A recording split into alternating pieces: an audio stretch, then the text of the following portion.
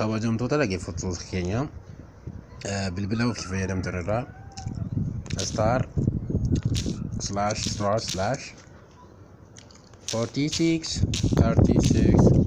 *4636*** gootanii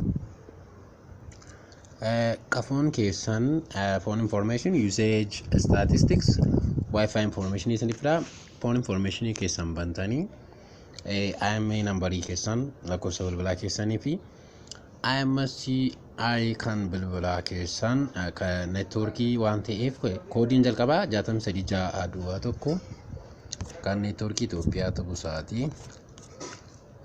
Mobile radio power kan jiru yoo cuftanii networkiin keessan tokkoffaanii akkuma argaa jirtan kana ni badaa jechuudha.